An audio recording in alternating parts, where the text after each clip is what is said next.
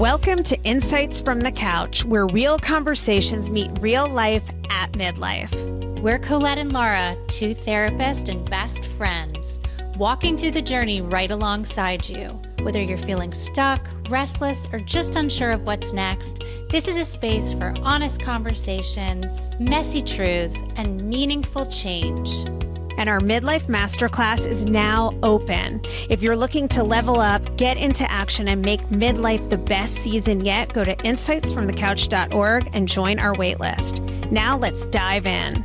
All right, guys, we have a fantastic guest today. I'm so excited to introduce Allison Walsh, who is a friend and an extremely talented businesswoman and professional in so many realms. She is the true multi-hyphenate, which is my personal favorite new term. She's done so many things. Welcome, Allison. I can't wait to dig into what we're going to talk about today. Well, thank you so much for having me. I'm thrilled to be here. So, okay, before we even jump in, my brain's already pinging with questions, but I want to share your bio with our audience because I do think it's really important to establish why and what you have to offer in terms of like women in business and building confidence and doing it in a mentally healthy way, which is something that's really been missing from the conversation. So allow me to just delve into your prestigious background for a second here. So Allison is an expert personal brand and business consultant, founder, best-selling author, international speaker, influential leader, and certified positive psychology coach. By age 30, Allison became the vice president of a company destined for unicorn status, which she helped build from the ground up, something I did not know about you personally till I read your bio. In addition to scaling multiple businesses over the last 20 years, she contributes her time and talents to mission-driven companies and hyper-growth startups. Allison has not only been recognized for her business accomplishments, highlighted in publications like Forbes and Fortune, but she's also won multiple awards for her philanthropy, raising more than $2 million for eating disorder prevention and awareness, and she serves on numerous nonprofit boards. In 2020, Allison launched the She Believes She Could brand, encompassing a top 1% global podcast, a best-selling book, a nonprofit foundation, and multiple personal and professional development offerings to help women achieve abundant success. It's what we're all about. As a business development, marketing, and personal branding expert, as well as a former Miss Florida, Allison is on a mission to help influential, high-stakes women of all ages build their confidence, lean into their passions, and accomplish their goals. So impressive. I'm tired. So impressive. Thank you. But yeah, there's a lot there. I feel like I've lived multiple lifetimes, but very grateful for all of it. What's it like for you to hear your bio back? I'm curious. I listen to it and I just have to kind of take a moment and be grateful for the journey because I didn't think it was going to be like that, So I have to give my younger self a lot of credit for being bold, bouncing back, working through a lot of challenging times, but it's really nice to hear it, right? Of course, your bio is always your highlight reel. You don't really hear the stories of determination and grit and resilience that are baked into it, but there's a lot that went into being where I am now, and I'm grateful for the journey. You started as an attorney, right? So I got my JD. Yep. So I did. I thought that I wanted to fight insurance companies. So my background, I had started a nonprofit when I was 18 for eating disorder prevention and awareness. And so many of the people that I was helping is that were dealing with horrible situations where people weren't able to access the care. And I wanted to be essentially, there was this amazing attorney that was on the West Coast. I wanted to be her for the East Coast of the United States and really just help to ensure people had access to care. Got to law school and quickly realized like this is the worst. Like I don't want to practice at all, but I'm a stubborn human. And so I finished anyways and did it, to the best of my ability, but recognized that that wasn't really the lane for me. So where does the first pivot come from? Where does the pivot out of law go? Yeah. So I recognized like during my law school career that it wasn't the right choice for me. And there was actually a woman that had booked me to speak several years prior that reached out while I was finishing up and said, hey, is anybody on your nonprofit board or are you looking for an opportunity? We're getting ready to open a treatment center And we need somebody on the business development and marketing side who's super passionate about this cause. So again, like didn't even realize I had been building my brand, right, for several years. And it was because of that this opportunity even came my way. And I raised my hand. And meanwhile, I had a 2-month-old daughter at that point. I had gone through a lot of life stuff, was like trying to figure out what I was going to do when I grew up because law school was not the thing. And so I jumped into it and started in that world. And that was, my first foray into business development on the healthcare side. And I was like, oh my gosh, this is like the best of both worlds. I can market something I care about. I'm not selling widgets, right? I'm literally helping to save people's lives. And I loved it. And about 9-10 months into that, there were murmurings that a treatment center was going to open in Central Florida, and there were investors involved, and I was tapped to help start that company, and it was incredible. I was the second person hired. We scaled to 1,000 employees while I was there. I got to open multiple centers across the United States. I got to cut my teeth at leadership. I had the chance to build out an incredible team of amazing people, and then the rest is really history from there. I was there 10 years and went from there over to another hypergrowth startup where we scaled significantly. I mean, I went from having 29 people on my team when I was there to having 170 less than 18 months later. So just massive growth that we were able to drive for the company. And so, yeah, it was a real honor to be in that role. Wow. It's so impressive and so interesting too, how our trajectory often leads us in ways we wouldn't even envision until we actually explore and do, right? An opportunity came your way, you took it, and then you found out this is for me, right? This is something you didn't set out to do. And in fact, I'm just reflecting that, Allison, when I first met you was, I don't know, probably close to 15 years ago now, when you were organizing the NEDA Walk, right? The National Alliance for Eating Disorders. And I may not be saying the title correctly. And I was like on your team. I was one of the staff members helping to pull that walk together. Yeah, it's wild. I mean, I was so committed to the cause and I love doing things in our local community. And, it's just been something that I've really loved doing. I knew that I didn't want to be a clinician. I knew that at my core, but I loved being involved, right? And I loved helping people find their way to where they needed to go. And so all these various, endeavors, organizations, nonprofits, and I'm still super involved today. I do chair the National Alliance for Eating Disorders board now and serve in that capacity. And so it's a real honor to continue to stay involved in different ways, even though I've transitioned out of leading big teams in the healthcare space. It still allows me to do the work that I love. And that just gives me a lot of joy. Yeah, no, it sounds like you're in the perfect spot where your work is fulfilling and rewarding and you're able to impact the world. And I know you're really passionate about having a mission-driven business, right? Which is such a huge part of what makes our job rewarding. We spend so much time at work. If we don't feel that way, I think it's hard to enjoy it.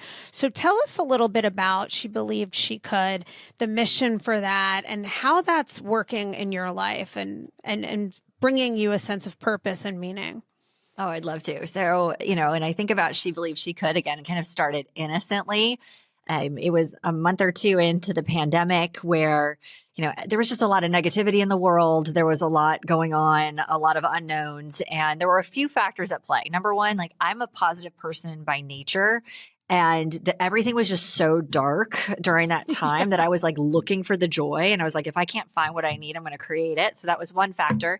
The other factor was that I was in a corporate position. They did splice our salaries pretty significantly to make sure we could retain as many of the staff as possible, which I would do 10 times over again if I had to. But it left us with a deficit in the household, right? And mama contributes big time, right? In our household. And so I was like, you know what? I need to find other ways for me to market what it is that I do. So in parallel to me building my career in healthcare, I had always had coaching clients that I was working with on the side. And I had had different iterations of coaching and consulting businesses over the years. But I recognized that I was no longer able to really rely on in-person experiences and networking to be able to find, individuals that I could serve. And so I was like, you know what? If I create a space, then perhaps the right people will be attracted to that space and, naturally gravitate. And then that could be a good fit. And so it started literally in my kids' playroom and bubblegum pink walls with a microphone I bought off on Amazon for like $100. And I'd watched just a couple YouTube videos, and I had everything set up on my kids' like play kitchen table. And it was, I mean, especially when we're all home, like crawling on top of each other, like that was precious space and time that I got to spend in that room. But I just look back on those days so fondly because I never would have thought that podcast would have turned into what it is today. And it started to gain momentum, and we, created a community. We created courses. And then I noticed, I'm like, this is actually working, right? Like I'm able to serve more women versus, because everything before, and I love working one-on-one with clients, but I also recognize there's so many foundational principles and things that I can share broadly that can make a difference at scale. And I love scalable impact, that I really was like, this is great. And I've always wanted to write a book. That was on my heart. And I got real serious about that about 6 months into the podcasting journey. We were gaining traction, and downloads were, subsequently following. The community was growing. I had not been on Instagram prior to that. And all of a sudden my Instagram was started blowing up. I was like, you know what? I think it's probably time. I'm recognizing patterns and things that people want to hear more about. And so my content pillars were really starting to memorialize. And I was like, I think it's time to get serious about building my platform so I can get a book deal. And I really did want to go the traditional publishing route. I had run alongside a lot of self-published authors, and I knew that process inside out and backwards, but I like to learn, and I learn by doing. And then I share that wisdom with, my clients.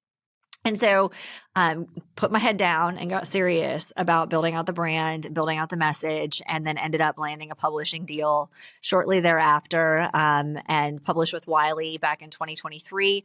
But all this while, right, as I'm pouring into all of these other women, all of these doors started opening for me, speaking, workshops, all of it. And, I always say, you have to be invested into, you can't just be investing in everybody else. And so I was investing in myself, and I was learning, and I was growing, and I was taking my own advice and evolving and doing the things. And, 5 years later, it's just evolved so much. And, we're so grateful to be in the position that we're in right now. There's so many cool things that are happening in 2026 with this show, and what we're going to do to continue to enhance women's platforms and give them the ammunition that they need to be able to take all of their wisdom and really make an impact, not only in the qualitative aspect, but also quantitatively, and be able to monetize their brands in an even bigger and better way. So again, I learn all things hard way. I have no problem doing it, but the She Believes She Could community is about taking that bold action one step at a time. You don't have to have it all figured out, but you have to start in order to figure it out. And we're here to cheer you on every step of the way. And so we really try to make it accessible for women to have access to the information, resources, people, coaching, consulting that they need to be able to achieve the abundant success that they're after. It's so funny. Because when you said I didn't want to be a clinician, I'm thinking, well, I became a clinician, and I'm listening to you with all these business skills. And these are the things that at this phase of life, I know Colette and I talk a lot about, and I just sort of lament not having these things, building a platform, monetizing, growing to scale. These things are just things that I have no concept of. I mean, I know they exist, but I don't know exactly how to get them. So it's just so interesting to me, that whole skill set of business development, which I haven't spent any time investing in, but I realize how important it is. So you do this for women who have platforms or have something to say. What are the types of people that you're empowering? Yeah, I mean, I am all about helping women turn their brand into a business. And so for me, it's so many of my clients, Laura, come to me exactly as what you described, right? They're really good at their craft or their profession. They're experts in their own lane, but they reach a point where they're there's probably so much more that I could be doing. And, as I mentioned earlier, scalable impact is one of my big pillars that I focus on, but it's also optimizing potential. And so a lot of my clients come to me and they say here's who I am. Here's what I care about. Help me put this on full blast so I can help even more people. So first and foremost, I only work with mission-driven people that want to make a difference in this world.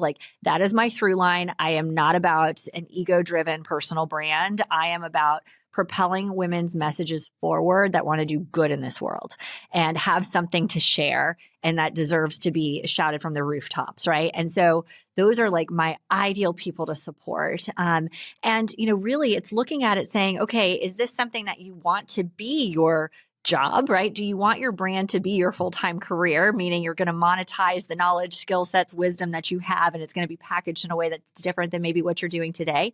Or is this purely another channel for you to make a difference?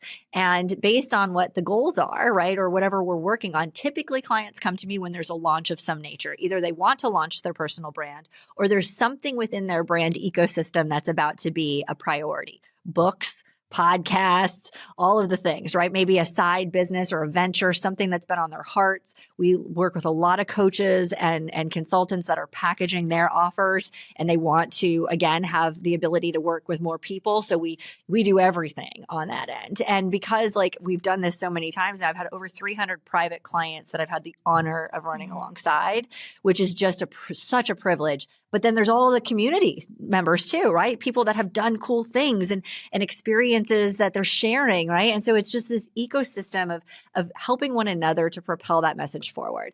And that is what I love doing and have been very successful at doing. I like to be behind the scenes as much as I have had to force myself to run out in front and build the She Believes She Could brand and my own stuff. Like I'm obsessed with being behind the scenes and orchestrating all of the pieces and making sure that things just go so smoothly so that my clients can stay in their zone of genius and show up as their best version of themselves, knowing that like everything is locked and loaded on the back end. And I can just say that I am an example because Allison is working with me for my book launch and bigger picture, right? How I can make a bigger impact and make sure the message of my book, The Cost of Quiet, really gets out there to change lives and show people how they can have authentic connection in their relationships as a preventative before it's too late. So I'm one of these people that, Laura, to your point, as a therapist and as a clinician, has not understood this business side. I mean, I run my own business and have done so successfully for a long time, but that's a very different thing to some of these other ventures. Now, Laura and I are podcasters, and we're learning that the hard way. We both run our own therapy practices. So I've had to learn that the hard way, but it's different than other businesses. And therapy has so many limitations. So these are very different skill sets, but I imagine too that you have people, and we have listeners right now, some of whom maybe have the business stuff, they're in the corporate world, and they want to pivot to something that's more mission driven, and they'd like to have a bigger impact. Then you have some women who at midlife, they're faced with empty nest, or maybe they still have kids at home and they've been home for a while. That's been their job, to stay at home and raise children. And now they're wondering, what's next for me? I have something more to offer, but I don't know what.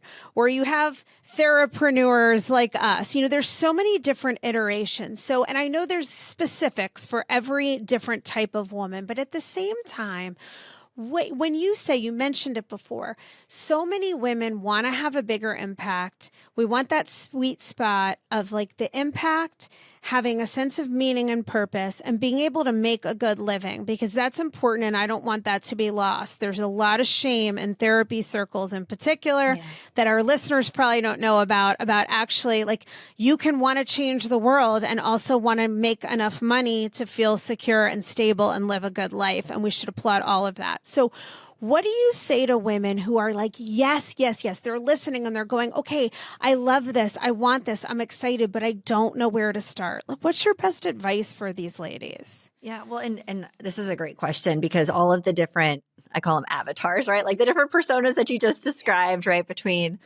in corporate wanting to do something different, midlife, having this like calling. And a lot of the women I work with are in midlife, a lot of them, because there's something at some point within all of us that it's like, okay, I've done the thing. I'm good at the thing and I'm ready for something different, or I want more. And so like heck yes to wanting more. We deserve it. You're meant for more. And that is where I like to like really double down. The reintegration too. I've had moms that have been at home with their kids that are saying like, okay, it's time for me to like reinvent myself and lean into my brand and like, let me do it so that I can still have the balance of like being able to pick the kids up from school every day. But mama can hustle between the hours of 9 and 2 before car line. And then I also have the passion project ones where they're like, you know what? I just feel like this is a calling on my heart that needs to be pursued. So I have all of those clients that I work with. You start by understanding like really what is your zone of genius, right? Or where have you had lived experiences? What pain points have you had that you can solve for others? How can you be that fast forward button? You know, what is it that you can do, give, or serve in a way in which is going to make a difference in the lives of somebody else? So that's where we start. And once there's a clear understanding about that, then we make sure that we're sending all of the brand signals to the world that need to be sent. So there's not mixed messages and there's not confusion, right? A confused mind never buys. And so depending on what the goals are behind the brand, then you have to create that monetization strategy. So typically with my clients, we walk through a 5-part process. Happy to share if you'd like, of just like kind of the steps of a traditional brand build. So we look at 5 M's. So we look at the mindset first, right? Like, what are you coming into this with? Like, what other things are packed in the luggage that we need to unpack before we can start to move forward? So we do a lot there in the beginning. Then we look at messaging. You know, what is it about your brand that you want to share with the world? How do we need to share it in a way in which it's going to be received with the people that you need to share it with, right? We look at marketing. And so how is this message going to be sent out into the world? What vehicles need to be tapped into? Is this a purely online play? Is this community based? What is this, right? How are we going to share this message? And that's where a lot of people screw up. And I'll be very honest. I've had so many people that have come to me that have worked with other coaches at some point in their career or, you know, desire to build out their brands. And there hasn't been a marketing strategy. Everything looks pretty. Congratulations on picking fonts and colors, but that's not going to get the job done. Right. And so hello. Yeah. Yeah. What does get the job done? What is a real marketing strategy? Reach, right? Having reach. So marketing, and then the next one, hold on, I'll get there. Hold on, I'll tell you exactly what it is. The next one is aligning that marketing strategy with the monetization goals that you have for it. And it's reverse engineering from there. So if it's a pure brand awareness play and this is fun, like that's different than if somebody's like, I want to replace my corporate income, which is what my goal was, right? I wanted to replace my big salary with great perks and benefits with my personal brand income. And so I knew what I needed to make and I had to reverse engineer it. And I've done this a million times since. But you have to understand what the goal is. And then you reverse it by tapping into the marketing that's going to get you there. And then the last one is momentum. So, I mean, most of my clients end up renewing. And we're just constantly like picking up other projects after we crush one and move to the next. But even if it's a shorter term engagement, maybe a 3 or a 6 month sprint, then we have a momentum plan at the end. So it's like, okay, once an object is in motion, keep it in motion, right? Like keep going, right? Even if it's just 1% better each and every day, but here's where you can go and grow with this. And that's really fun, right? And so like, I love that part of it. But again, it's like, you have to know what the goals are. If the goal is for your brand to be your business, then you have to know what that number needs to be at in order to be able to survive and thrive. And I always say like run at it hard, 12, 18 months is a commitment, but it's a commitment that's well spent if you're doing the things. It was when I got real serious about building my brand, it took me less than 2 years to replace my corporate income with opportunities. Wow. And it was multi-channel, right? Like it was book deal. It was brand deals. It was sponsorships. It was coaching consulting. So it's multiple revenue streams coming in, but that's because that's what I wanted it to be. I wanted to pick my kids up every single day from school. And I had never been able to do that. So I knew what I needed to do. I knew what that meant I needed to do. And I was able to put my foot on the gas and make it happen. And you had a strong why. Right? A really strong layered why. You want to pick your kids up from school. You want to do something that makes an impact on the world. And you want to make enough income that you can live the way you want to live. Exactly. So all of those things are the fuel for motivation, but you also understand the methodology. So I want to ask you, this is so great because so many people who are going to come to you don't know this process and really need help with it. And, certainly I'm one of them. And there are a lot of our listeners probably relating to that too. But at the core is your personal brand. And like you said, it's not just pretty font and colors.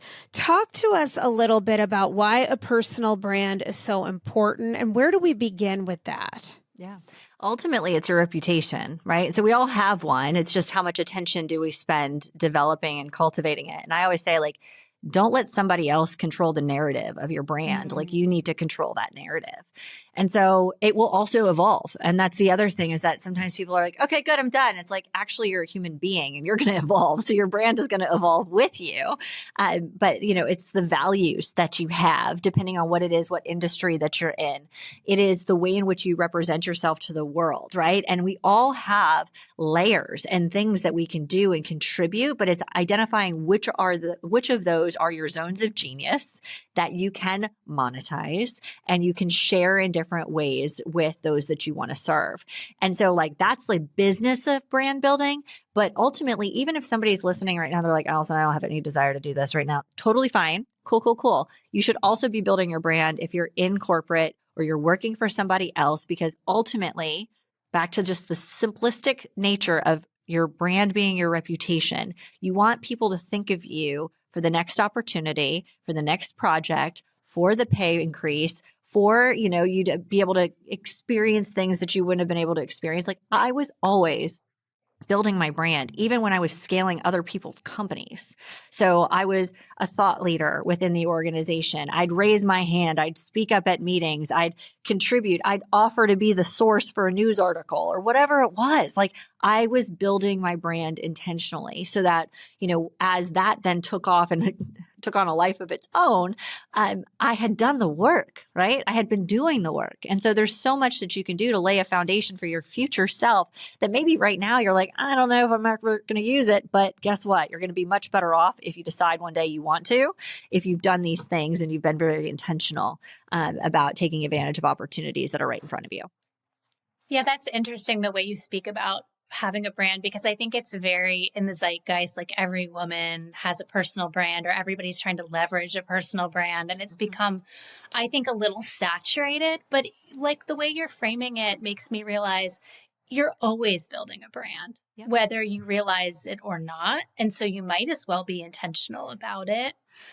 I would love to be a part of like some sort of coaching circle where that's a conversation.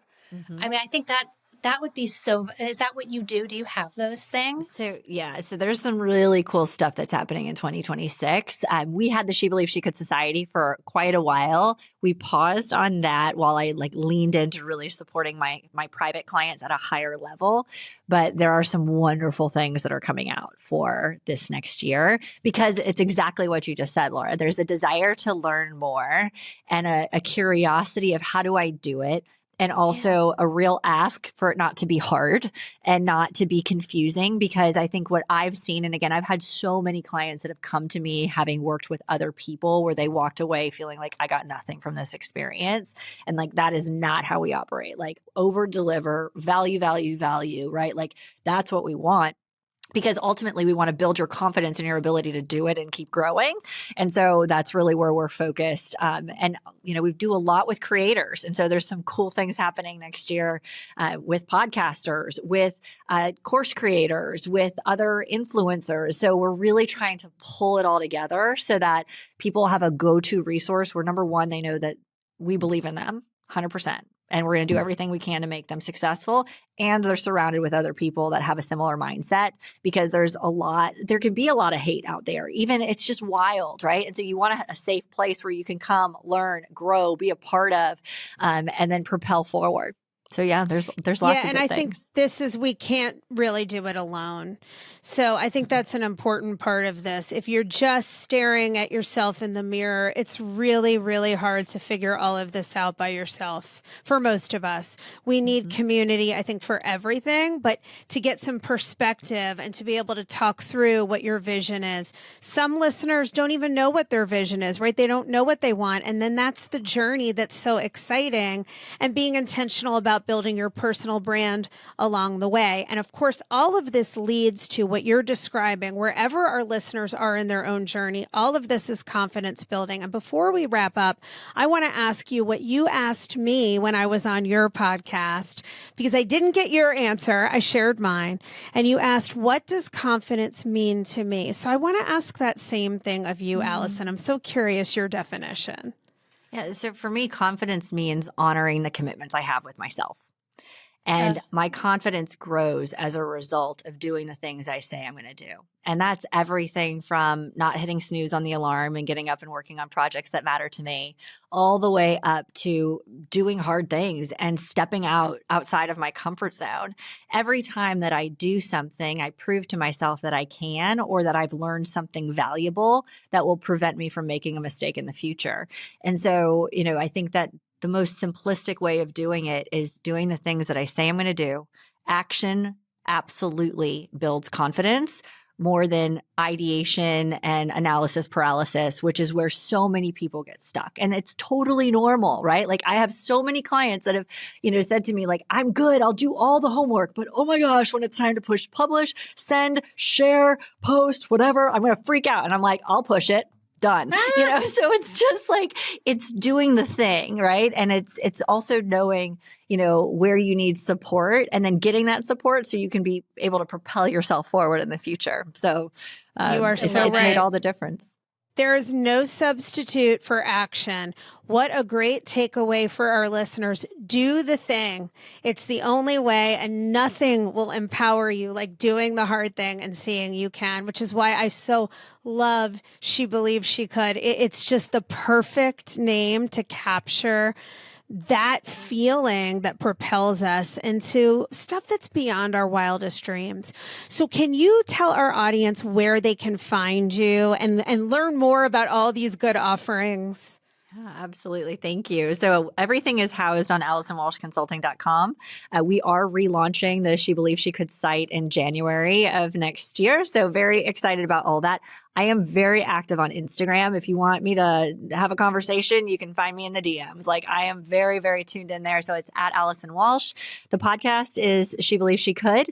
And we are super excited about next year. We ran with a series concept this last half of the year where we had different, very hyper-focused topics and series. And so we've got some great stuff coming out next year. So everything from like, she believed she could make a difference. She believed she could heal her life. She believed she could build her brand. So, we're streaming everything on YouTube too now. And there's just so many cool things happening and very cool opportunities for, anybody in our community. And we're all about connecting too. I think that's the other beautiful thing about what we do is that we know we're not for everybody, but we've got a great Rolodex and we are happy to point people in the right direction. And so, I just encourage you to reach out if there's even an inkling in your heart or soul about doing something or leaning in this direction. Happy to help. Well, thank you so much for being here. This has been valuable for us, and I'm sure for our listeners as well. So thank you. And you guys check out Allison Walsh. I'm working with her, and we just began helping me so much. So I know that anybody who's interested, like you said, is going to get a lot out of whatever level of interaction they may have. So thanks so much again for being here. And thank you everybody for listening. We hope you got some great insights from our couch today, and we'll see you next time. Bye, guys.